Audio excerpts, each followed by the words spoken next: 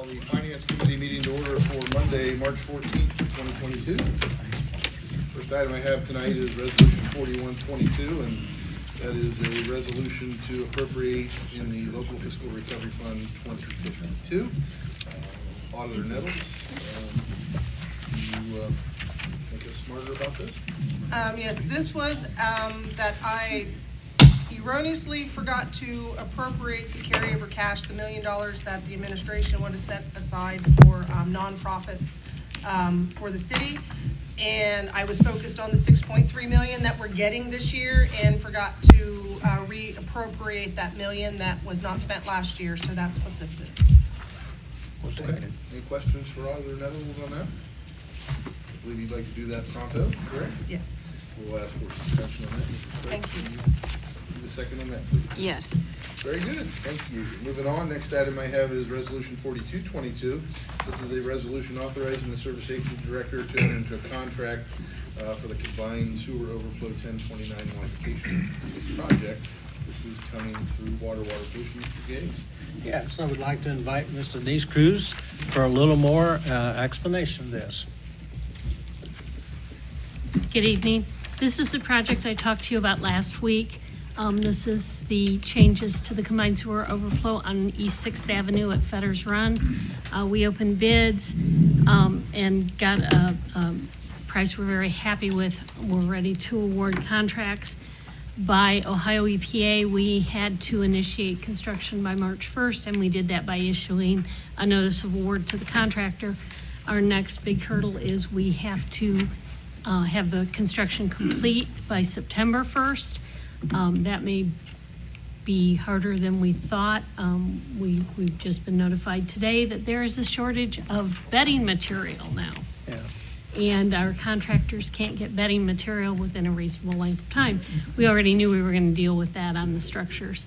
That's gone from about a 6-week to a 12-week lead time on that. So we're asking that, if possible, you could suspend tonight, authorize us to enter into the contract so I can get the contract signed and get the contractor a notice to proceed and get going. Very good. Any questions for Denise? Denise, one other thing, didn't mean to interrupt, sorry. Denise, will they have to close 6th Avenue when they're doing this at all? We will be closing 6th Avenue, and that's really for the safety of the contractor. On the 5th 6 Forest Road project, where we tried to do a half closing and keep it open westbound, it really became difficult for construction and kind of hazardous, and we do have to make some crossings across the road. So we'll be doing a soft closing, detour traffic at Maple Street and at Cherry Street, down to Main Street, and then a hard closing right there at Franklin and Boyd. Okay.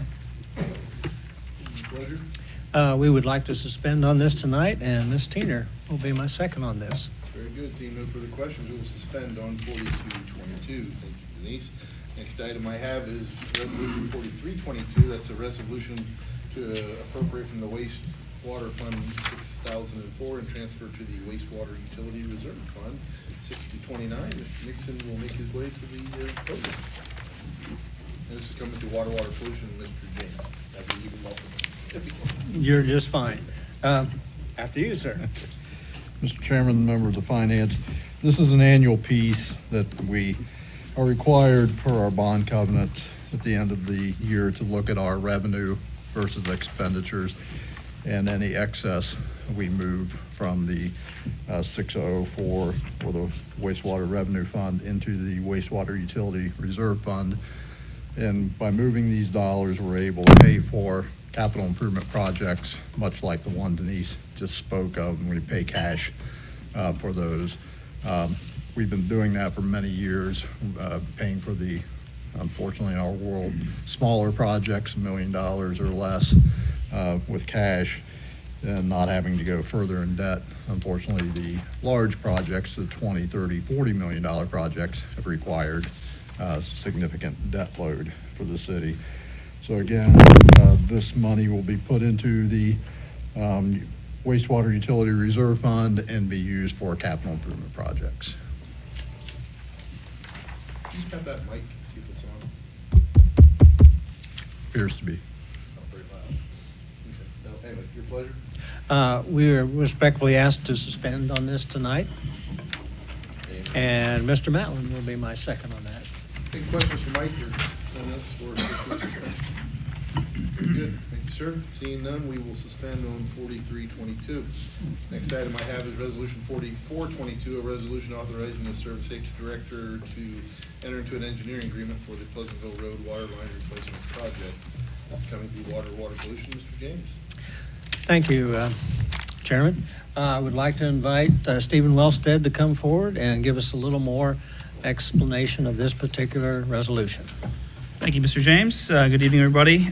So this project, the Pleasantville Road Waterline Replacement Project, is the main driver of this is the state route paving that's coming up in 2025. Division of Water has been on this stretch of Pleasantville Road between Ewing and Wesley Way numerous times in the last several years, recent years, addressing water main breaks due to the age of that line there, and with paving coming up in 2025.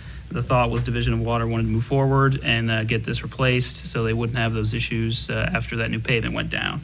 As noted in my email and in the legislation here, there are a couple additional benefits we'd get from this. We can upsize the line, provide more capacity to that part of town, and an upsize of part of that line between Wheeling Road and Wesley Way is needed for the eventual removal of the east side standpipe. So those will be nice added benefits we'll get there.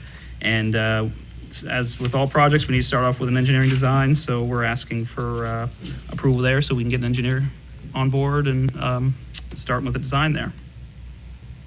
Questions for Mr. Wellstead? I have one. What is a standpipe?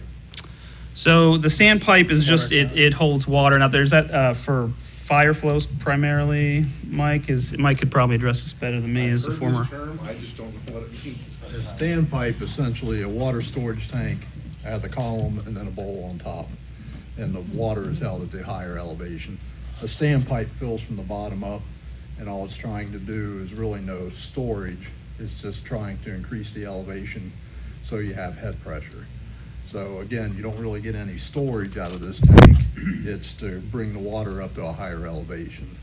So when you go out, this one's up behind Children's Home, the old Children's Home, and it's just a round tank.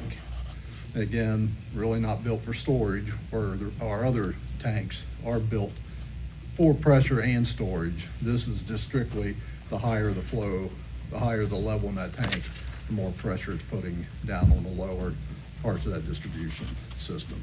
So when we remove it, though, do we replace it with something else, or do we have? That's the beauty of this project with the pumping, the water main sizes, those types of things. They take up the gap that made that tank necessary. And pressure zones, there are, as part of the design that we've been working on the last several years, to eliminate this tank, there has to be some other things done with pumps and pipe sizes and those type of things, looping. And then that'll allow this 50-year-old plus tank to be taken out of service. Okay. It's just an asset that's getting way beyond its useful life. So the only thing I suggest that you better not have to lay down any gravel that gets that white pilot dirty on Pleasantville or Wheeling Road, or you're gonna be in big trouble. Well, I can't promise Pleasantville Road. We've already done Wheeling. I think you'll remember a couple of years ago, we got ahead of that paving project and put a larger line in there, and I survived that one. I don't know. Thank God it's somebody else's problem now. So. It's gonna be yours. Well, good, that's a good explanation. I had no idea what that meant, so thank you for that. Thanks, Mike. Good information, and Stephen, I strongly suggest you fill in any holes, don't use gravel, you're in trouble. I'll keep that in mind. Thank you. Any questions? All right, Mr. James? We will request 2 readings on this, and Ms. Teener will be my second on that one. All right, 2 readings with Mrs. Teener as the second. All right, moving on. Next item is Resolution 4522, a resolution authorizing the Service Safety Director to advertise for bids for the Independence Boulevard Culvert Replacement Project. And looks like this is coming through water again. Mr. James. Yes, Stephen, I'll let you go ahead and offer some more explanation. Thank you. So this is a project, this Independence Boulevard culvert replacement project is one that's been on the Stormwater Department's radar for years now, and for various reasons, whether not having the funds or just higher priority projects, we haven't been able to move forward with it. We have a partial design, and now is the time where we are able to move forward with that. So we are going to have our engineer wrap up design on that and get that out ready for bid and construction later this year. So at this point, we're asking for authorization to advertise for bids due to the volatility of just construction prices and bids. We're going to wait on that legislation instead of packaging it up together like we typically do. Any questions on 4522? Mr. James?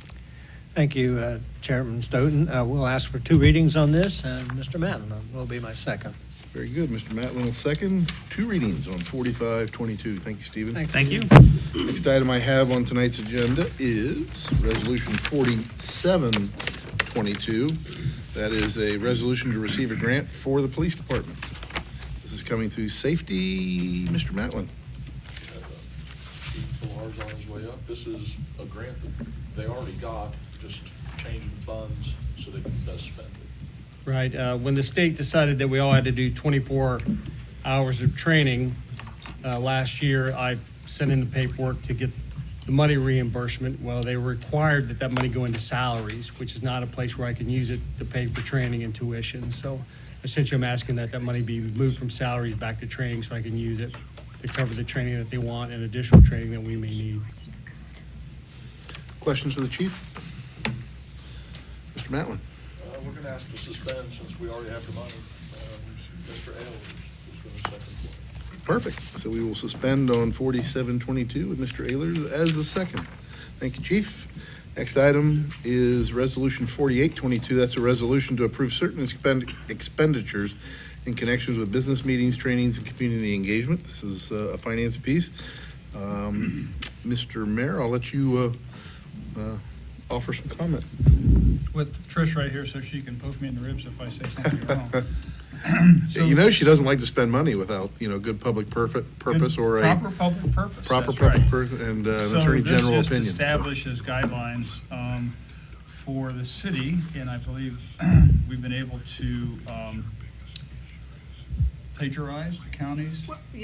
Well, yes, when I got a copy of something from the county auditor, when I was talking to her, she stated that they had something, and I wasn't sure if we had, so I defaulted to Law Director Hall to see if we had done this in the past. And I do not believe so unless somebody here knows that we have done something like this in the past. So we kind of used theirs, but all the credit would go to Law Director Hall in drawing this up rather than plagiarizing. Okay, good. So this establishes a policy to allow expenditure of city funds. If somebody goes to a meeting, for instance, and there's a meal involved, that as part of the meeting purposes, that the city can pay for that. And it just lays out the guidelines as to under what circumstances that can be done. Okay, and then even if we have our own in-house hosted training, would that still be a public purpose? If, for instance, you order a pizza and you're conducting a training session during lunchtime when people are eating, is that accurate? A lot of it is you have to kind of designate what's the better good in writing. Why is this good for the public, for you to, for them to pay for your meal? So you there's kind of guidelines in here of what you kind of have to put on how it's towards the better good of the public, so. Sure, no, well, I'll tell you, the private sector does this all the time, so, this is, But as for the things of us explaining how sure. them No. paying for those type of things, what benefit do they get out of it? And probably the only other question is how is it monitored, and I assume everything would run through you, would need appropriate documentation, therefore, I'll lose no sleep at night worrying about this. Yes, we monitor it all, so. All right, well, any questions? This is a little different. Any questions for the auditor or the mayor on this? Okay, 3 readings, I believe. Mr. McDaniel, will you second this? Yes, I will. All right, so we'll go 3 readings on 4822. Thank you, folks. Next item I have is ordinance 8 22. That is the ordinance to modify the previously passed ordinance from 2021 to participate in the Morpsey Local Government Summer Internship Program. Mayor Scheffler, you want to offer some comment here? Yeah, so we, this year, are participating in the Morpsey Summer Intern Program. They go out and actually do the recruiting and interviews on campus for students that have majors that are appropriate to work for cities. And most of the cities in Central Ohio that are members of Morpsey participate in this, and we've not done it before. And early on, the guidelines were $12 an hour for undergraduates and $15 for graduate students. And after they got into the program, they came back and recommended that it be 15 and 18 instead, based on competition, if we want to get any of these students, because the demand for them are so high. So we, in our original pay ordinance, had 12 and 15. This is just increasing it to 15 and 18 for undergraduates and graduates. Do we intend to draw from Central Ohio, or are we looking specifically at OUL and other? Actually, we, the two students that have been recommended, and we made offers to, one is from Muskingum College, and the other is from Ohio State, right? And they are Central Ohio residents. They're not Lancaster residents, but they are Central Ohio residents. Okay. All right. Well, no, that's certainly in line with what market conditions are. So curious to see at the end of the summer how you felt the program went. So any questions for the mayor on this item? Seeing none, Mr. McDaniel, if you'll second this, please. Yes. And we will do 3 readings on ordinance 822.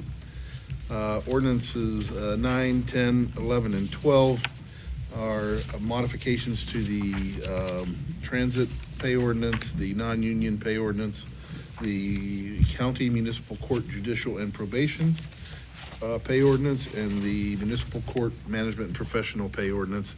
Mayor Scheffler, you want to speak to these changes, please? Yeah, when we approved the AFSCME contract, their vacation,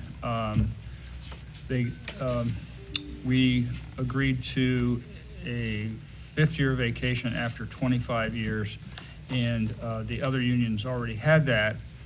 So this just brings the non-union staff up to the same level for vacation as all the bargaining unit employees have.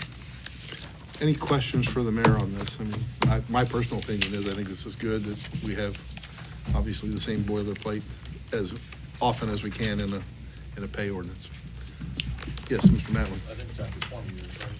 That's correct. I'm sorry, 20 years, yes. Yeah, Second, 20 years. does the city have a definition of an excused absence or unexcused absence? Because some of the language in this changes to unexcused absence to do with vacation days or. Yes, I'd rather not put that in the ordinance itself. That's pretty well our city policies.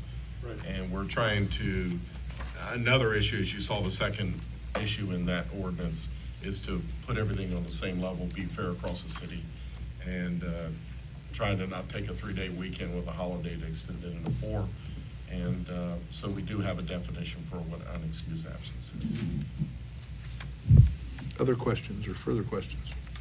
Yes, Mrs. You say Tanner. you do have a definition of what an unexcused absence is? An unexcused absence is someone who calls off and does not come in with appropriate documentation of an excused absence. So it must be like from a hospital doctor, that, Yeah, it could be, anything like yeah. that? And we, in other words, just not take that sick time and kind of make it another vacation day. That's my attempt. Right. To where there'd be a loss of pay for that day. And that is what we're practicing in our other bargaining units. It's my attempt to kind of make us all the same across the city. And I noticed this discrepancy and compared to what I did before because of the wording, so I'm trying to have everybody do the same thing. Because I believe in it. I think if you're having a vacation, you just want to extend it and you don't have an appropriate sickness. There's right ways to do that. Okay, further questions? Seeing none, looks like we're going to go a full 3 readings on all 4 pieces. Mrs. Kreitz, you'll sponsor or co-sponsor 9 and 11, and Mr. McDaniel 10 and 12, please. Yes. Very good. All right, that's it for legislation. Are there any departmental updates this evening? We actually have people in the crowd and no one running to the podium. I think that's a first. So we're moving on to President Uhl for tonight's meeting prep. Thank you, Mr. Chairman. We do have one other resolution to address, 4622, to accept updated CFLP solid waste management plan coming through service. Ms. Sitterly.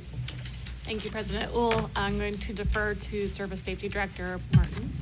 So, members of council, those of you that have been here longer than 5 years, this is a every 5-year event that we do. The solid waste district is made up of 4 counties: Fairfield, Perry, Licking, and that Coshocton County out there because they got to be part. This is a Ohio EPA a requirement that you be, like Franklin County's its own solid waste district, but we're part of a 4-county. And so every 5 years, we develop a plan.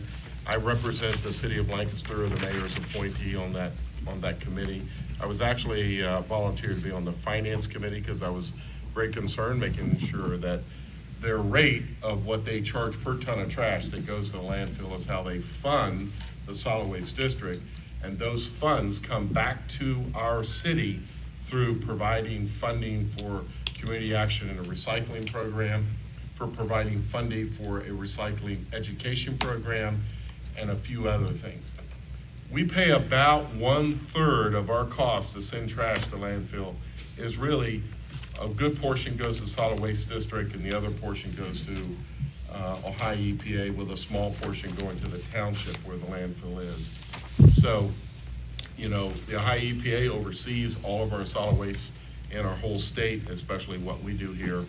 And there is not any rate increase from the solid waste district, I think, until 2027. I will probably get you an email. This really can just go all 3 readings. The key here is that 75% of all the political subdivisions in the 4 counties, that means out of 4 counties, 3, out of the major cities like Newark, us, New Lex, and Coshocton, 3 of those 4 have to pass it. And then all the township departments and smaller cities. I recommend that you pass this plan because it really serves us well to have that funding come back to provide our recycling needs. Some people prefer to have it a different way. I love the drop-off points. I think it's the best use of those funds to reach more people. Recycling is going up. It just means you need to collect it home and take it to a site. And that means less trash to the landfill. We provide yard waste recycling, no extra cars, as part of your monthly fee that our residents pay right now. Nothing to do with the solid waste district, but we're diverting yard waste to our yard waste facility. So any questions, feel free to reach out to me or ask any questions that you have right now. And I would recommend please 3 readings on this.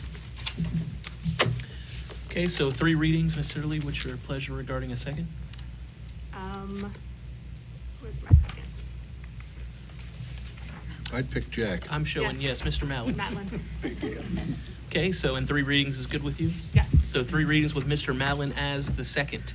Anyone have questions on this for Mr. Martin before we move on? You go first. Sorry, I have a quick question. As part of that, do they reevaluate how many drop-off points there are? Because I know that there are some here in the city that seem to always be like overfilled. So that's something that I do push out. I do think they've reevaluated. That's the whole purpose of the plan, is to make sure there's a formula that we are supposed to follow as a solid waste district per the Ohio EPA. And that formula says you've got to have these drop-off points. Sometimes I think there needs to be more pickups. But I will tell you, recycling is very costly. I know we're saving a good commodity for repurpose, and we're not diverting it to the landfill. But I will tell you, it is cheaper to get rid of trash than recycling. That whole process, and I'm a believer in recycling, don't misunderstand me, but it's something that I wish we could do better. And I'm out there saying, hey, this site's needs a little more pickup, and then they got to go around and get the funding for it. I sometimes wish that could be better, to be honest with you, as we vie for sites. Now, by the way, those sites are volunteer people. They don't get much money for doing it. You know where some of them are. We used to have a couple of them at the city parks, but they got to be so much trash there. And there's other trash, they need to be just recycling products. Some people use it as recycling points. Some of the owners, they have a camera on it trying to reduce that. There's, the sheriff's department could do an investigation of illegal dumping. So there's a lot to that. You're about ready to drop the gavel on me. All right, I'm sorry. think so. Yeah. Anyone else have questions? Yes, Tom. One other quick one. We actually contract with somebody to pick up our recycling once a week. And the plastics are only 1s and 2s, but there's a whole lot of plastics that are 5, 6, 7s that they don't take. Is there any move toward increasing the number of plastics you can actually recycle? Wow, I don't know if President Rule's going to give me a time on that question. I'm betting not. He's shaking his head no. I We will can say talk that later, some that's fine. private, like Kroger's or other places, they might take initiative to give that opportunity of recycling. But that is a very longer question than what we have time. But recycling, those good guaranteed products that can be recycled easily and give less money but a lot of bang for their buck. Those are the tough questions there, Yeah. Councilman. Okay. Other questions? Mr. Stone, did you have something when you were trying to get the floor? No, sir. No. All right. Well, this is going to go 3 readings, so we do have opportunities to have additional question and discussion as we go along. Other questions this evening? All right, then I will turn it back to the chairman. Thank you, Mr. President. Are there any other items for finance? Seeing none, I'll entertain a motion to adjourn. I'll make that motion. Second. We are adjourned, Mr. President. It is 6:26. The regular meeting of Lancaster City Council will begin at approximately 6:30.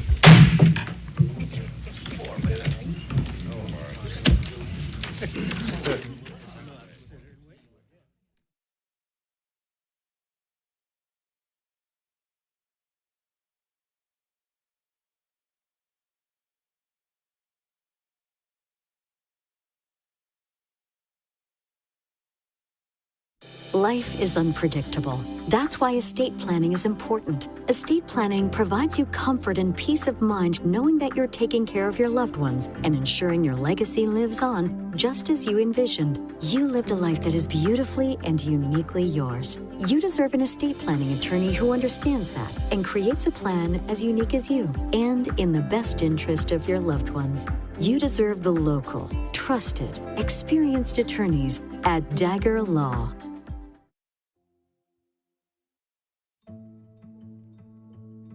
There is no place like Lancaster, Ohio, and Fairfield County, and like you, I am proud to call them home.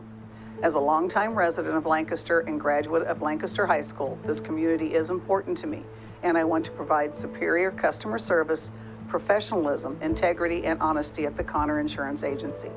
I am committed to supporting local programs and projects through my volunteer work and board membership with several organizations. It has been a great honor to work with all the first responders throughout Lancaster, Fairfield County, and the state of Ohio to put on Kids and Cops Day, to be a part of Shop with a Cop alongside the Lancaster Police Department and JFS, and to help Lancaster Public Education Foundation raise funds to support our local public schools and teachers. These men and women work hard to protect and support our community, and I would like to take this moment to say thank you for all they do. My goal as a business owner and insurance agent is to provide my clients with the most appropriate services and coverage for their needs at a competitive rate. As an independent agent, I have several carriers to choose from so I can customize your insurance coverage to fit your needs and desires. I strive to make sure there are no gaps in your coverage that could be harmful, and just as important, that you are not overinsured. I look forward to serving your insurance needs now and in the future. At Connor Insurance, we are here to serve you by protecting what is important to you. Please contact my office at 740-654-2848 for a full list of services and carriers, or visit my website, ConnorInsuranceAgency.com.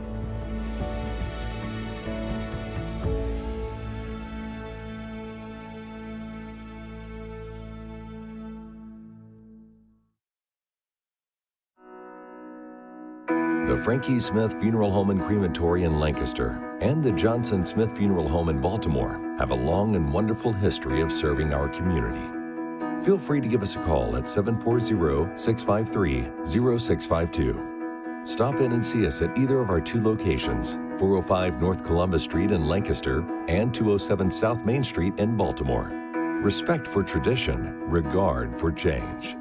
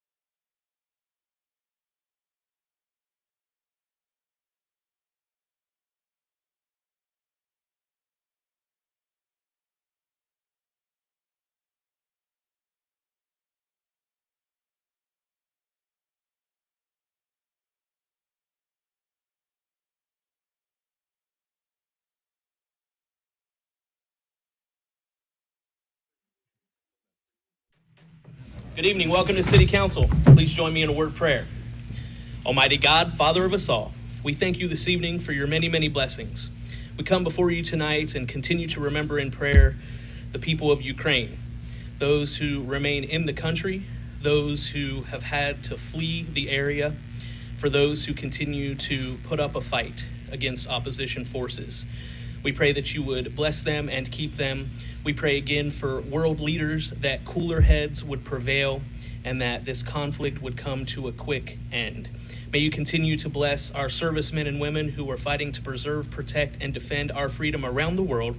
We pray this in the name of Jesus. Amen. Amen. I hereby call this meeting of Lancaster City Council to order. Please join me in the Pledge of Allegiance.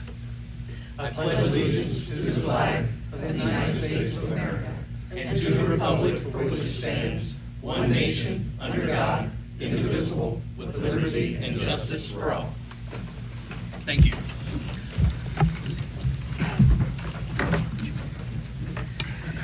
Please call the roll. Mr. Ehlers? Here. Mrs. Kreitz? Here. Mr. James? Here. Mr. Matlin? Here. Mr. McDaniel? Here. Mr. Schoonover? Here. Ms. Sitterly? Here. Mr. Stoughton? Here. And Mrs. Teener? Here. Let the record reflect that all 9 members of Lancaster City Council are in attendance this evening. Reading and disposing of the journal. I'd like to present the regular meeting minutes dated February 14th, 2022. Mr. President, I'd like to make a motion to receive and file the journal. Second. We have a motion and a second to receive and file the journal. Any discussion? All those in favor signify by saying aye. Aye. All opposed, same sign. Motion carries. Reports of city officials. Email dated March 5th, 2022 regarding AFSCME contract updated, submitted by Service Safety Director Paul Martin. Email dated March 3rd, 2022 regarding motion submitted by Mr. Schoonover. And finally, an email dated March 14th, 2022 regarding Teresa Sandy is the best clerk ever, submitted by Mr. Stoughton. Mr. Stoughton knows how things are read into the record, apparently. He does. Yes, indeed. Only took me 18 years to figure it out. Mr. Schoonover. Mr. President, I'd like to make a motion to receive and file the reports of city officials. Second. We have a motion and a second to receive and file reports of city officials. All those in favor signify by saying aye.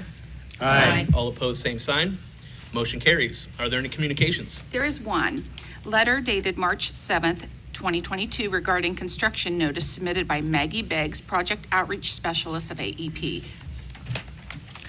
Mr. President, I'd like to make a motion to receive and file the communication. Second. We have a motion and a second to receive and file communications. All those in favor signify by saying aye. Aye. All opposed, same sign. Motion carries. We have a couple of special guests this evening. First, we will welcome to the podium Superintendent John Picard. John is in, I believe, around his 50th year of service to people with developmental disabilities in Ohio. And he is coming tonight as March is Developmental Disabilities Awareness Month. So we typically try to take one of our meetings to highlight what's happening in our community and to talk a little bit about this. So John, welcome, and take it away. Thank you. Thank you, City Council. Thank you, Mr. Mayor. Thank you, city officials. Once again, we meet in March, which is typically designated as Developmental Disabilities Awareness Month. It's always kind of interesting for me to come to meet with you folks for a few minutes, if for no other reason that this is one of the, actually the only venue where David Uhl has reign over me as opposed to the other way around, which is why I take as little time as possible in this venue. So I do appreciate you inviting us here. Just a few updates for you in terms of what we're doing. Number one is we continue to grow. We continue to serve more people as Lancaster and Fairfield County are, Fairfield County is one of the fastest growing counties in Ohio. So too, as that population grows, so too the number of folks with developmental disabilities also move to our community. And in fact, we have heard more than one time anecdotally that family members of individuals who happen to have a developmental disability, when they're moving or going somewhere, they move somewhere where they check things out. They make sure of where services are, where things are good for their son or daughter in terms of what they expect to do. And we've heard many times in my now 23 years here is that when people are either moving to Central Ohio or they're moving around in Central Ohio, that in many cases the reason they came to Fairfield County was because of the services that were potentially available for their sons or daughters with developmental disabilities. I think it's something for us to all be proud of as a community. I've always said, I'm not a native of Lancaster, so I will always be this far away from being fully 100% one of you, but after 23 years, I'm pretty doggone close. And I can tell you as a Northeast Ohioan from Akron, go Zips in the NCAA, by the way. This is a community, and I've said it many, many times. I said it at the commissioners' meeting not that long ago, and I say it every chance I get. There's something in the water here. There's something in the air here that makes this a very special, different place, at least for those of us who work in the field of developmental disabilities. It's just again, David said that I'm closing in on 50 years of working in the developmental disabilities field, and I have never been in a community, I've been around quite a bit, I've never been in a community that has had the kind of acceptance and the kind of opportunities that Lancaster and Fairfield County offer. So I'm very pleased with that. That has made my job, obviously, as superintendent, much, much easier in terms of having a community like this to work with. Just a couple of things to note. On your calendar, number one, the Celebration of Possibilities is going to be back in 2022, unless we have a Theta Omicron variant or some kind of weird thing. We're going to be back, but it's not going to be this month. It's going to be in September 15th, as a matter of fact. And we will be inviting back for the third time comedian Josh Blue, who keeps on getting more famous every time we invite him to Fairfield County. Last time we invited him to Fairfield County was a few years ago, and lo and behold, he winds up on America's Got Talent and almost wins the thing. So I'm just going to love to see what happens to him after he visits us in September. So I encourage you all to come to that event. It will be 3 years since we've had it, 2019.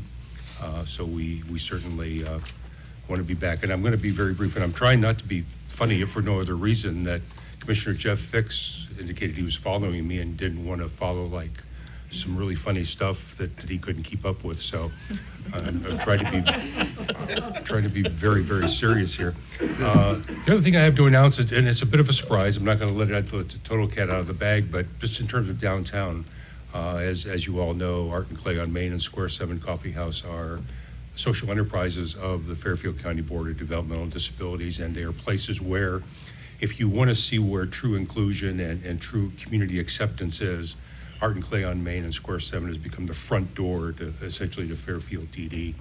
And if you want to see a place where differences are observed but not acted upon, where people, no matter what their situation, can come and be part of the collective, where true community exists, Art and Clay on Main and Square 7. Now, we've been doing that for, David, you might have to help me here, 10 years anyway. I think 2009, 2010, when we acquired that, and it's extraordinarily successful. The surprise is we're going to be adding another component to Art and Clay on Main Square 7 later on this year. There's going to be another offering there. I'm not going to tell you what it is. I'm going to let you watch and see as it unfolds, because I'm actually not sure exactly when it's going to happen. So I do know it's going to be a lot of fun, and it's going to sort of harken back to the past of most of our childhoods. So just keep an eye out for something new happening at Art and Clay on Main and Square 7 Coffee House. With that, again, I appreciate very much the opportunity to come and say hello to all of you again, offer you the chance to ask any questions or any comments you have. Very good. Anyone have questions for John? This may be your last chance. Ever. John has announced he's retiring at the end of the year, so he was mentioning today this may be his last time here before you, at least during DD Awareness Month, so let's find some good questions. Yes, no? All right, if not, Mr. Mayor?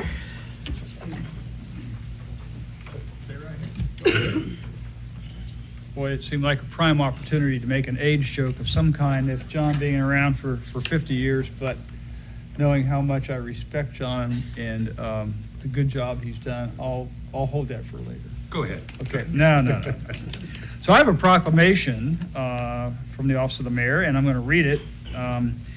Whereas the Fairfield County Board of Developmental Disabilities was established by the Ohio General Assembly on October 25th, 1967, and whereas the mission and purpose of Ohio's county boards of DD remain as strong as ever, with county boards continuing to provide vital supports and resources to Ohioans with developmental disabilities and their families, and whereas more than 1,200 people with developmental disabilities and their families are served by the Fairfield County Board of Developmental Disabilities, and whereas the most effective way to increase awareness is through everyone's active participation in community activities and the openness to learn and acknowledge each individual's contribution, and whereas policies must be developed, attitudes shaped, and opportunities offered that allow people with developmental disabilities to live as independently and productively as possible in our community.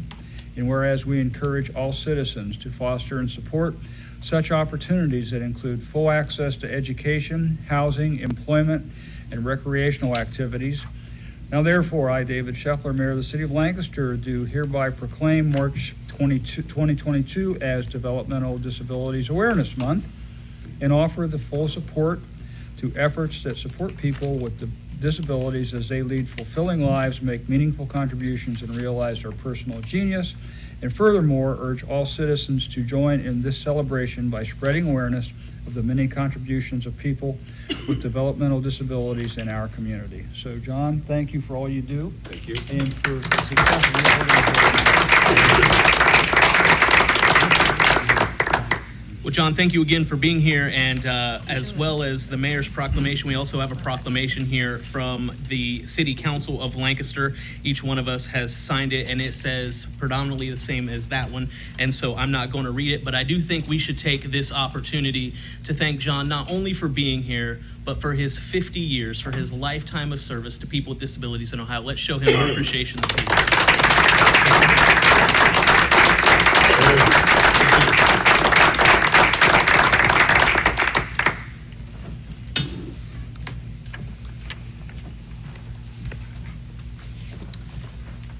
All right, and now we'll wish Commissioner Fix good luck as he comes to follow that.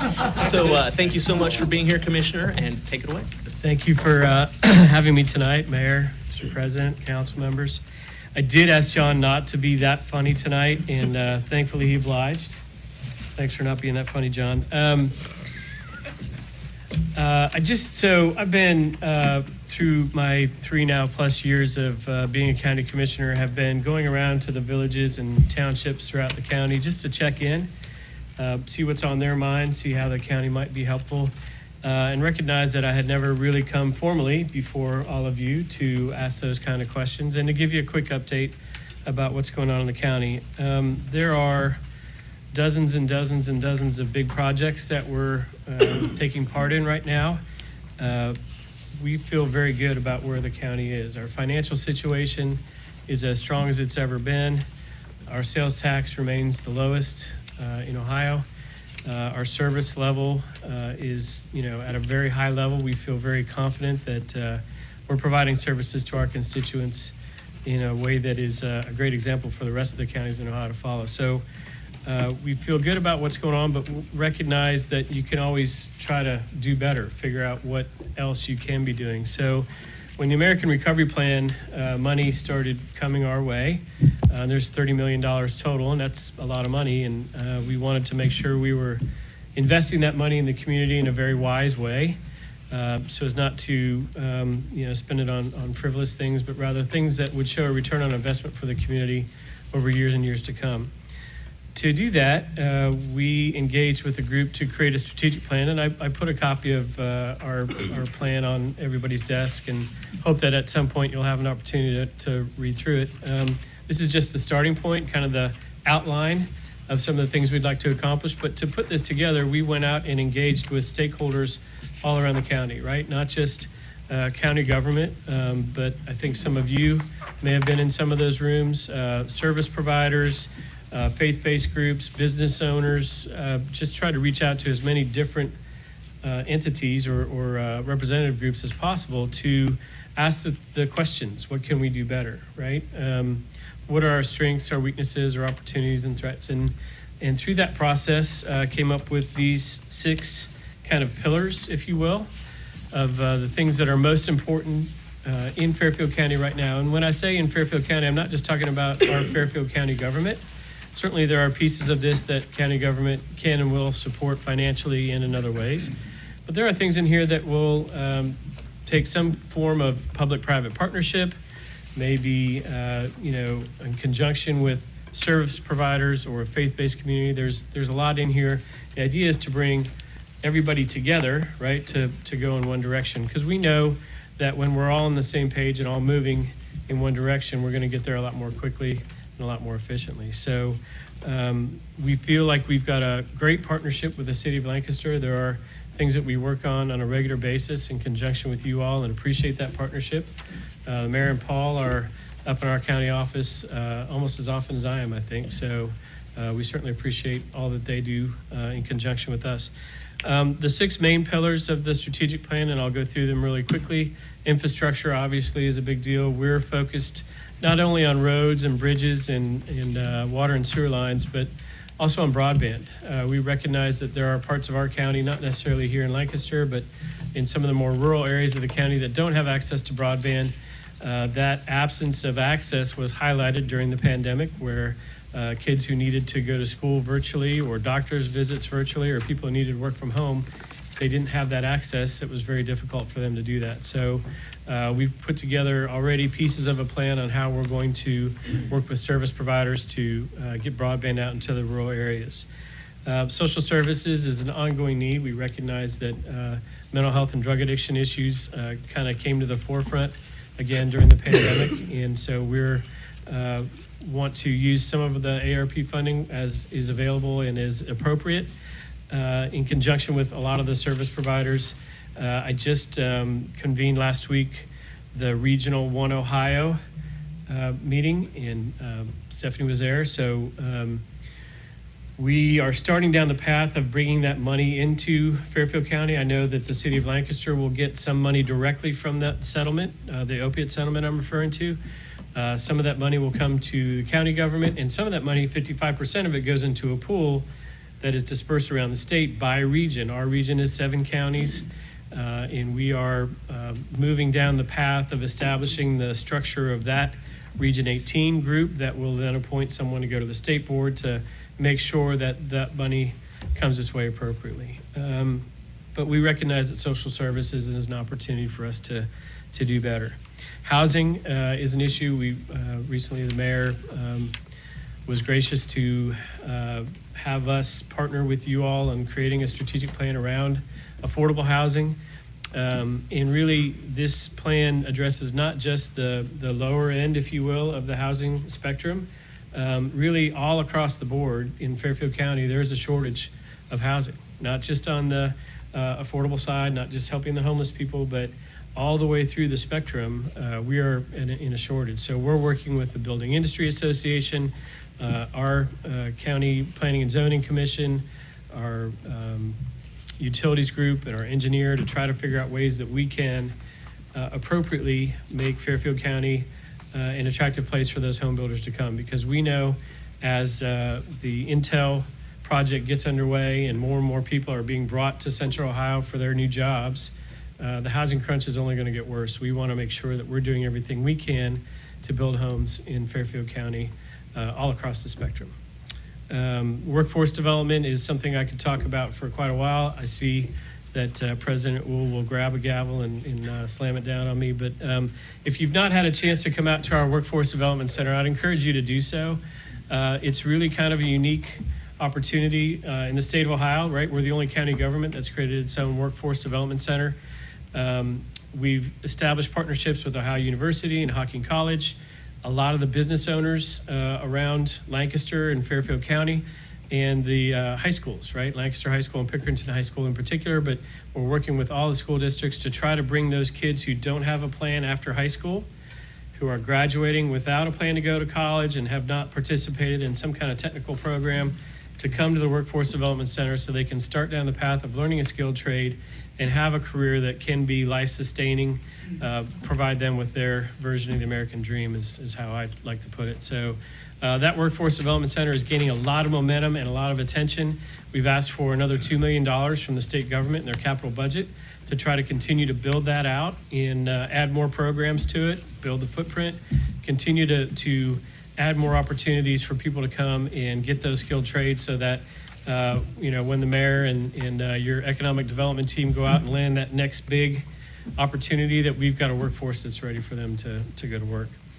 Economic development, we have a great partnership with you all. You guys are leading the charge in Fairfield County as far as bringing in new business. We're grateful for your efforts and your success, and look forward to continuing to partner with you all in that. And the last part of it is county operations. We recognize that folks have the world at their fingertips on their phone and on their computer, and that they can pretty much do just about anything with that phone or with their iPad except get county government services. So we want to try to automate a lot of things and make it more user-friendly, as well as continue to make the lives of our employees easier for them to function in their jobs. So that's just really skimming across the surface. There's a lot more to it, and we're going to flesh this out over time. But I wanted to give you all an opportunity to hear about it and to answer any questions that you may have. And I'm grateful for the opportunity to be here. Appreciate our partnership with all of you, and it's good to see so many smiling faces, so many friendly faces here in this room.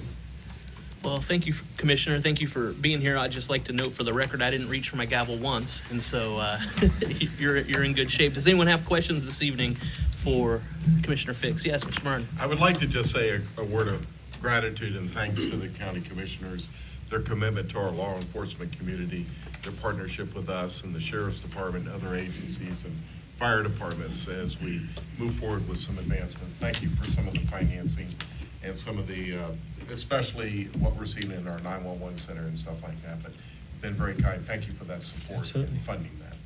Yes, Mr. Mayor. I'd just like to reiterate something Commissioner Fix said about the relationship that the city and the county have here in Fairfield County. I've learned through some of the Mayor's Association meetings that I've been to that that's not always the case. A lot of times they're at each other's throats, but we work very well together and really get a lot done for the citizens of Lancaster and Fairfield County. So we appreciate everything that the commissioners do to help that along. Thank you, Mayor. Appreciate that. Great. Anyone else have questions? Yes, Mr. James. Commissioner Fix, I've been to the Workforce Development Center multiple times. It is an amazing facility. And Mr. Zabrak, your Economic Development Director, has done a yeoman's job with that, and it's got nowhere to go but up.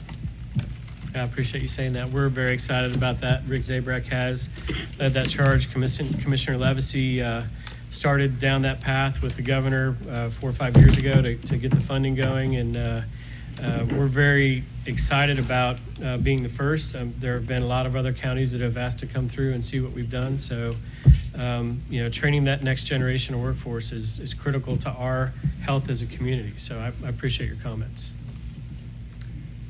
Very good. Anyone else? Well, thank you Thank again, you all for having me Commissioner Fix. tonight. I Thank really you. appreciate Let's it. show him our appreciation for being here.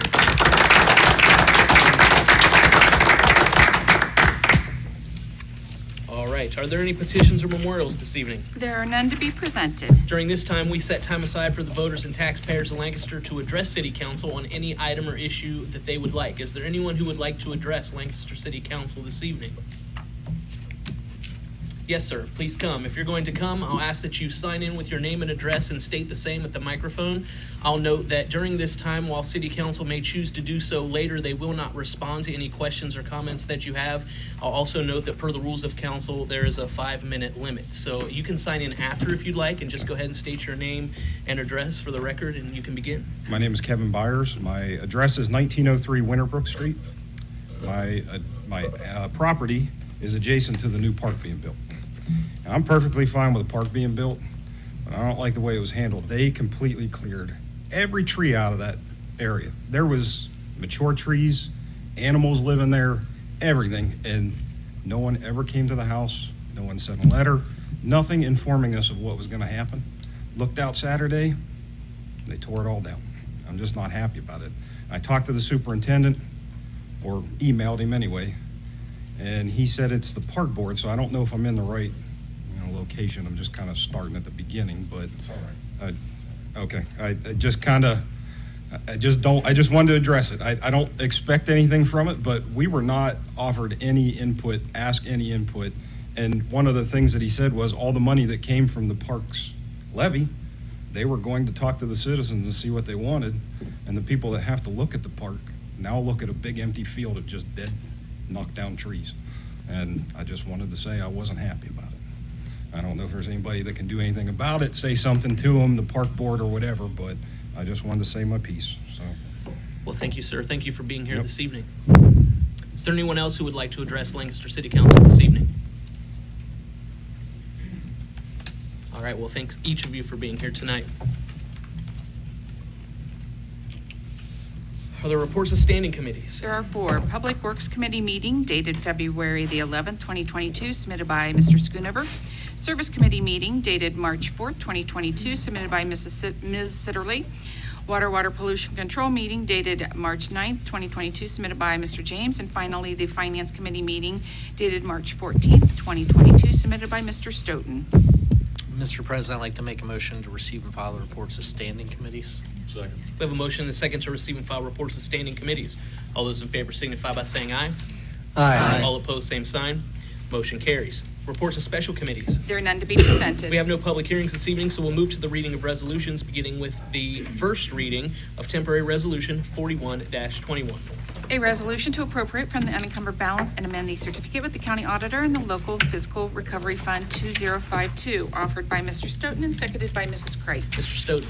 Thank you, Mr. President. I would like to make a motion that council suspend its rules and waive the second and third reading of resolution temporary 4122, please. Second. We have a motion and a second to suspend the rules and waive the second and third reading of temporary resolution 41-22. Discussion, Mr. Stoughton. Yes, thank you, Mr. President. The Auditor Nettles indicated that this money was not rebudgeted nor reappropriated in 2022 from 2021. And the city's in a position now to start spending that remaining $1 million that was not appropriated. So we are asking for suspension to make that available tomorrow. Very good. Further discussion on the motion to suspend? Please call the roll. Mr. Ayers? Yes. Mrs. Kreitz? Yes. Mr. James? Yes. Mr. Matlin? Yes. Mr. McDaniel? Yes. Mr. Schoonover? Yes. Ms. Sitterly? Yes. Mr. Stoughton? Yes. And Mrs. Teener? Yes. Motion to suspend carries 9-0. Mr. Stoughton. Thank you, Mr. President. I would like to make a motion that council pass, engross, and enter upon the written record, Resolution Temporary 4122, please. Second? We have a motion and a second to pass, engross, and enter upon the written record, temporary resolution 41-22. Discussion, Mr. Stoughton. No, thank you. Discussion on the motion to pass. Please call the roll. Mr. Ayers? Yes. Mrs. Kreitz? Yes. Mr. James? Yes. Mr. Matlin? Yes. Mr. McDaniel? Yes. Mr. Schoonover? Yes. Ms. Sitterly? Yes. Mr. Stoughton? Yes. And Mrs. Teener? Yes. Temporary resolution 41-22 passes 9-0. Temporary resolution 42-22. A resolution authorizing the Service Safety Director to enter into a contract not to exceed $600,000 for the CSO 1029 modification project, offered by Mr. James and seconded by Mrs. Teener. Mr. James. Thank you, President Noel. At this time, I would like to make a motion that council suspend its rules and waive the second and third reading of temporary resolution 42-22. Second. We have a motion and a second to suspend the rules and waive the second and third reading of temporary resolution 42-22. Discussion, Mr. James. Just briefly, as a reminder, this particular project helps separate some of the storm sewers from the sanitary sewers right along 6th Avenue and where the bike path crosses it. And as our environmental superintendent, Denise Cruz, mentioned, there will be some road closures on 6th Avenue on certain periods of time. This actually bid came in under what they thought it would be, but still it's a very important project that we need to get started quickly. And that's why we're asking for suspension. Thank you very much. Further discussion on the motion to suspend?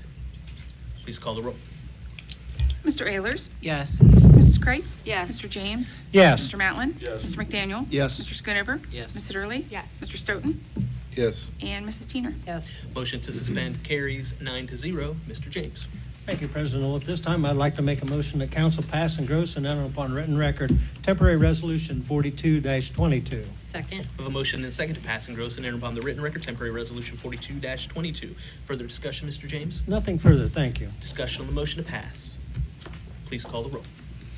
Mr. Ayers? Yes. Mrs. Kreitz? Yes. Mr. James? Yes. Mr. Matlin? Yes. Mr. McDaniel? Yes. Mr. Schoonover? Yes. Ms. Sitterly? Yes. Mr. Stoughton? Yes. And Mrs. Teener? Yes. Temporary resolution 42-22 passes 9-0. Temporary resolution 43-22. A resolution to amend the certificate with the county auditor, appropriate from the unencumbered balance, increase receipts, and complete a fund transfer in the wastewater fund 6004 and in the wastewater utility reserve fund, offered by Mr. James and seconded by Mr. Matlin. Mr. James. Thank you, President Noel. At this time, I would like to make a motion that council suspend its rules and waive the second and third reading of temporary resolution 43-22. Second. We have a motion and a second to suspend the rules and waive the second and third reading of temporary resolution 43-22. Discussion, Mr. James. Briefly, as Superintendent Nixon mentioned, this is one of the, pretty much an accounting kind of situation where you have to transfer some money from one account to another to satisfy some of the covenants that we're required to do so. And that's why we're asking for suspension tonight. Thank you very much. Further discussion on the motion to suspend? Please call the roll. Mr. Ayers? Yes. Mrs. Kreitz? Yes. Mr. James? Yes. Mr. Matlin? Yes. Mr. McDaniel? Yes. Mr. Schoonover? Yes. Ms. Sitterly? Yes. Mr. Stoughton? Yes. And Mrs. Teener? Yes. Motion to suspend passes 9-0. Mr. James. Thank you, President Noel. At this time, I would like to make a motion that council pass, engross, and enter upon our written record temporary resolution 43-22. Second. We have a motion and a second to pass, engross, and enter upon the written record temporary resolution 43-22. Discussion, Mr. James. Nothing further, thank you. Discussion on the motion to pass. Please call the roll. Mr. Ayers? Yes. Mrs. Kreitz? Yes. Mr. James? Yes. Mr. Matlin? Yes. Mr. McDaniel? Yes. Mr. Schoonover? Yes. Ms. Sitterly? Yes. Mr. Stoughton? Yes. And Mrs. Teener? Yes. Temporary resolution 43-22 passes 9-0. Temporary resolution 44-22. A resolution authorizing the Service Safety Director to enter into an engineering agreement for the Pleasantville Road Water Line Replacement Project, offered by Mr. James and seconded by Mrs. Teener. Mr. James. Thank you, President Noel. This is the first of two readings. First of two readings on temporary resolution 44-22. Temporary resolution 45-22. A resolution authorizing the Service Safety Director to advertise for bids for the Independence Boulevard Culvert Replacement Project, offered by Mr. James and seconded by Mr. Matlin. Mr. James. Thank you, President Knoll. This is the first of two readings for this resolution. First of two readings on temporary resolution 45-22, temporary resolution 46-22. A resolution to accept the updated Coshocton Fairfield Licking Perry CFLP District Solid Waste Management Plan, offered by Ms. Sitterly, seconded by Mr. Matlin. Ms. Sitterly. Thank you, President Ul. It's the first of three readings. First of three readings on temporary resolution 46-22, temporary resolution 47-22. A resolution to increase receipts, appropriate from the unencumbered balance, amend their certificate with the county auditor, and complete an increase and decrease in the .45 Police and Fire Levy Fund 2047, and an increase and decrease in the .45 Police and Fire Levy 2021 Fund 2051, offered by Mr. Matlin and seconded by Mr. Ayers. Mr. Matlin. Mr. President, I'd like to make a motion that council suspend its rules and waive the second and third reading of temporary resolution 4722. Second. We have a motion and a second to suspend the rules and waive the second and third reading of temporary resolution 47-22. Discussion, Mr. Matlin. Yes, the police chief was up during finance. This is a $27,000 plus grant that they already received. That can only be spent on wages, so they're moving it into their salary line item and then moving money to their training account from the salary line, just to satisfy the requirements of the grant. Very good. Further discussion on the motion to suspend. Please call the roll. Mr. Ayers? Yes. Mrs. Kreitz? Yes. Mr. James? Yes. Mr. Matlin? Yes. Mr. McDaniel? Yes. Mr. Schoonover? Yes. Ms. Sitterly? Yes. Mr. Stoughton? Yes. And Mrs. Teener? Yes. Motion to suspend carries 9-0. Mr. Matlin.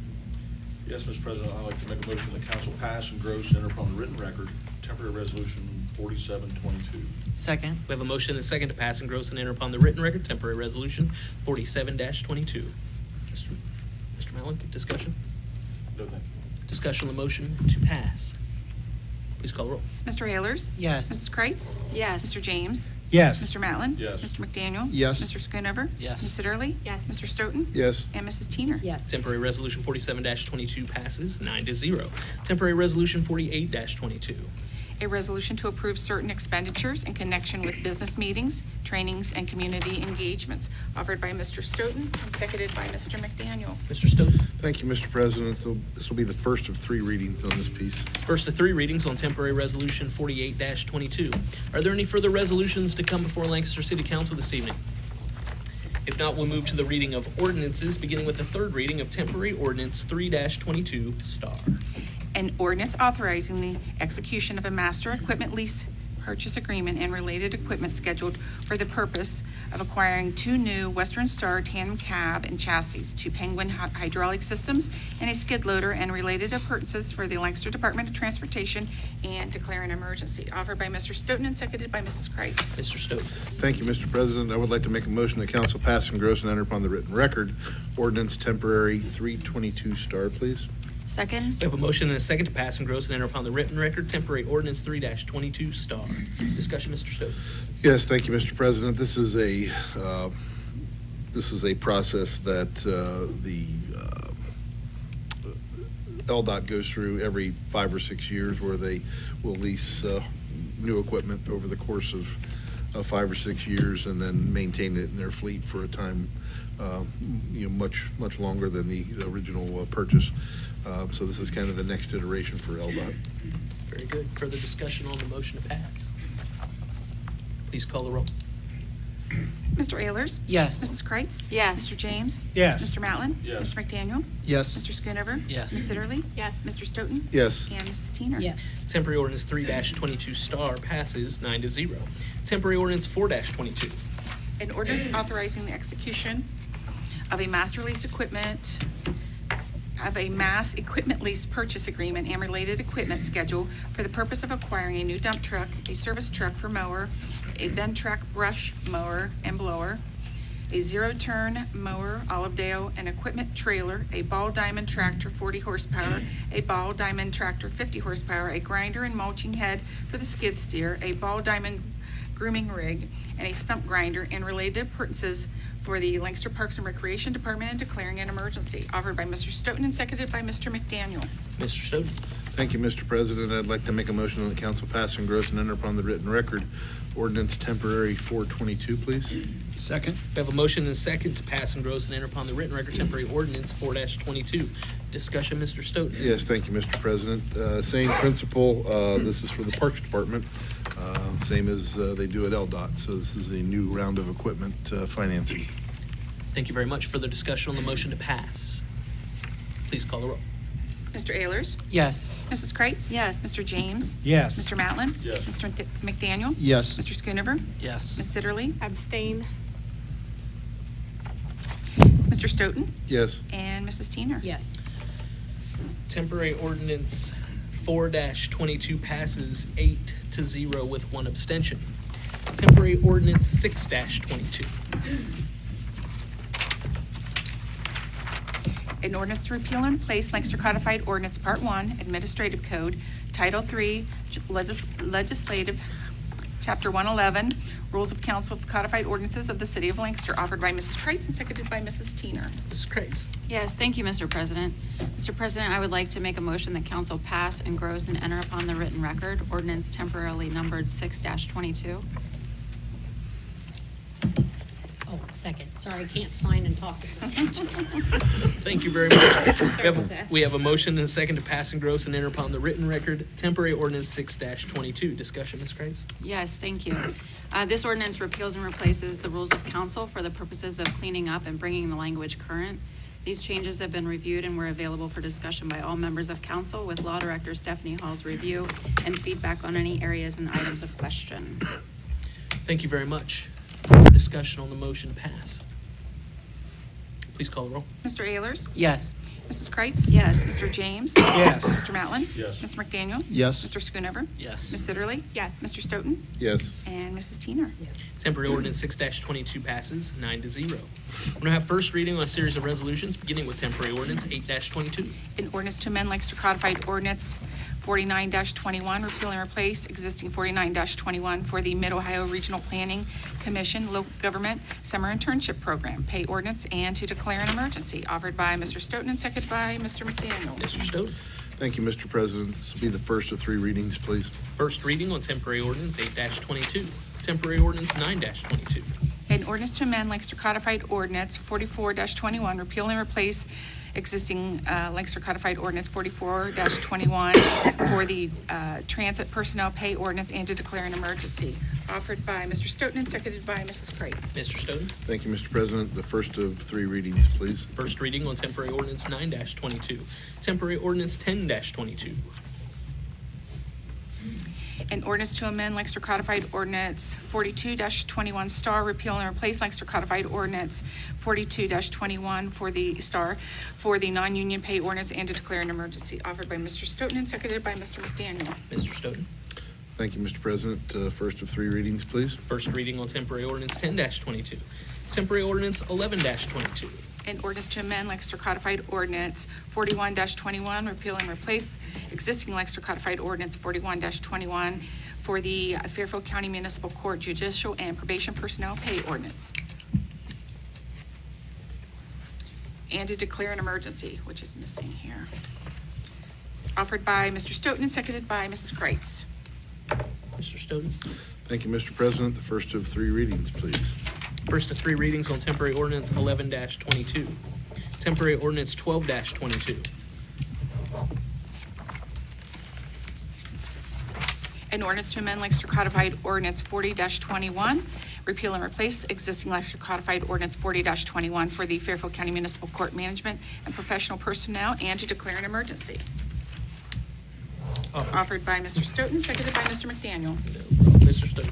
Thank you, Mr. President. First of three readings, please. First of three readings now on temporary ordinance 12-22. Are there further ordinances to come before Lancaster City Council this evening? If not, we have no tabled legislation tonight. Is there any unfinished business? Yes, Mr. Stoughton. I don't know if it's unfinished or new business, but I want to address the question Mr. Byers brought up about clearing the land out there. How much acreage was cleared out there? I can't, I could look it up real quick. I'm Yeah, not Bob, sure. I'm not gonna hold you to it, but I gotta assume it's a big space. 12 acres. It's regards to the letter I sent out to you, of course. I could check it real quick here, but. Well, you don't have to. Well, let me just ask the question, okay? It's obviously a large area, and, when, you look out, and I understand that there are certain FAA requirements, the reason we had to do this, so, but the residents may not be aware of that. And my question was there any notification given to the residents? Because they could probably swallow it a lot better if they understand that FAA requirements or rules require, obviously the flight path coming in, be certainly cleared. The trees may be, a problem to that regard. But, I think if it's going to be one of those moments where you wake up one day and everything's leveled, kind of how Timber Top looked right after our meeting, right? If you remember that, that's kind of a holy moly moment. So I just wondered if we attempted to reach out, and if we didn't, why didn't we? Mr. Mayor. Well, as a former member of the Fairfield County Airport Authority Board, I can tell you that the runway safety zone on either end of the runway has to be cleared periodically, and during my 9-year tenure, both the east and west approaches of the runway were cleared at one time, which has probably been, 15 years ago now. My understanding from discussions, which I was party to, was that there were door hangers supposed to be placed on the front doors of all the residences in the area explaining what was going to happen. I don't know if that happened. I just know there was an intention to do that. So there were plans to do it, and both the Airport Authority and the Parks Board were participating in that effort. So I don't know if it happened, but that was supposed to happen. Yeah, and so back to the question from your time on the board, is this an area that's been cleared previously and just grew up again, or is, okay? Yes. Okay. 12 acres. Okay. And I think that's what Tom said. most of that is vegetation trees. There's a little bit of that the one of the gas pipelines drives through that top corner. Okay. There is some trees left there. I drove by there this weekend. I actually know where he lives, and there's a tree I'm concerned about that's leaning. But yes, one of the follow-ups here is that it was dedicated to the parks for park. Mm-hmm. It was totally cleared out in around 2000, 2001, so it's all the growth there. We did, as my letter stated, but I think that's a valid point. I'm thinking that he's correct. Maybe nothing was given to the residents there. It's actually Cross Creek and Winterbrook are the two streets affected by that. But from what I've talked to our park superintendent, we're planning on leveling that out, taking out the stumps. We're going to have some mulching. Some of the mulch has been left there right now from the company that's removing the trees. It's totally funded by ODOT through the requirements of FAA through our airport authority is what's happened. So it's an opportunity to get free clearing of that land to pave that way for an eventual park, which I do believe the public will be involved with on how that is developed. I think right now we want to get it leveled, stumps removed, maybe possibly creating some, from what Mike Tharp was telling me, some paths with mulch to maybe go at the end of the street and maybe walk around there, but to make it more presentable through this time, probably some grass. We just can't leave it a mess. We have to do something with it. We are not ready to invest parks money in there because we don't have it this year, but it will be eventually some kind of park, and it's still to be determined. I have ideas, but that will still be determined a little bit later. So, just to close the loop, he's looking for kind of the next place to go, and it would be, I would think, okay for him to go to the park board meeting, and have a conversation and find out, first of all, kind of it probably should have been better notice, but ultimately, I'm sure that the residents understand why. It's just it surprised them. And then secondly, if they have any idea of what that's going to look like in the future, or making sure they're a part of at least the conversation. Well, I'm concerned what it looks like when they get done with removal in the spring to make it look presentable property there. But yes, that would be, that does, and since he's still here, I plan on talking to him afterwards as well. Perfect. To invite that, but it's still to be determined. We will be planting some more trees in there, but they're going to be trees that are not going to grow above what the FAA requires, so we won't have to lose them again. Okay. And we're able to put some structures in there at a certain height, but that's our plan. Perfect. Thank you. Thank you, Mr. President. Thank you, Mr. Soden. So, Mr. Murner, you're going to provide him the next meeting of the Parks Board and location so he can attend should he like. Great. Yes. Thank you very much. Ms. Teener? Yes, so the property now, does it belong to the city? Yes. Did it belong to the city before they removed the trees? Did they give it to them? I mean, We've owned the property. okay, well, since- but because you're talking about the part of it, the airport, that's where my kind of confusion was going in. Where did those trees go to after they cut them down? Who got them? So, the contractor is removing those trees. Some of them are being mulched up. Okay. If there's any, it's really kind of if you walk through there, you'd not see a lot of like oak and hickory and, really good solid wood. There was some high trees, but from what I understand, any salvageable logs that we're able to make some funds from, that was part of the contract. They would do it for this price, they had to go out to bid, and they are allowed in that contract to take some of those trunks and maybe make them productive, whether it be for furniture or planking or something. But that contractor takes ownership of that per the contracts that were bid out. Okay, And- so and like bids no were employees took it home, it was all It's by the sustained? contractor, and really was implemented through the Airport Authority by an ODOT grant. So the park board gave permission, as well as the administration gave permission for this project to occur. Right, but I'm just But, saying, so no employees took any of the wood home? No, Okay, we have nothing to do with that. okay. We're gonna go in there and grind some stumps, because you passed legislation where we can get a stump grinder. So I'm looking forward to that stump grinder. I think we just passed that, so. Yes. Hopefully we can get it this year. All right, very good. Anything else in unfinished business this evening? Does anyone have any new business this evening? Mr. Schoonover. Mr. President, I'd like to make a motion that the clerk move forward with approved destruction of city council documents for the time period of January 1st, 2016 through December 31st, 2016. Second. We have a motion and a second to allow for the destruction of documents per our document destruction schedule. Is there any discussion? Need roll call? Or all those in favor signify by saying aye. Aye. All opposed, same sign. Motion carries. Is there any other new business this evening? If not, we'll ask that the clerk read our announcement of scheduled meetings. The next meeting of City Council, March 28th. The meeting following is April the 11th. Both meetings here in City Councils at 6:30 PM. Upcoming committee meetings for the next 30 days. There was an IT committee meeting scheduled for March 18th. It has been canceled, and it will be posted online and in City Hall. The rest of the meetings, Finance, March 28th at 6 PM here in Council Chambers. Public Works, April 8th at 7:30 a.m. at the 1897 Conference Room. Finance, April the 11th at 6 PM here in Council Chambers. And finally, the Water Pollution Control, April 13th at 8 a.m. in the 1897 Conference Room. Thank you very much. Are there any bills? There's one bill, $60 payable to PNC for publication of legislation in the MNCO paper. Mr. President, I'd like to make a motion to pay the bill. Second. We have a motion and a second to pay the bill. All those in favor signify by saying aye. Aye. All opposed, same sign. Motion carries. Is there a need for an executive session this evening? If not, a motion to adjourn is in order. Mr. President, I'd like to make that motion, we adjourn. Second. We have a motion and a second to adjourn the meeting. All those in favor signify by saying aye. Aye. All opposed, same sign. Motion carries. Thank you all very much. Please remember to sign your legislation. Have a great evening.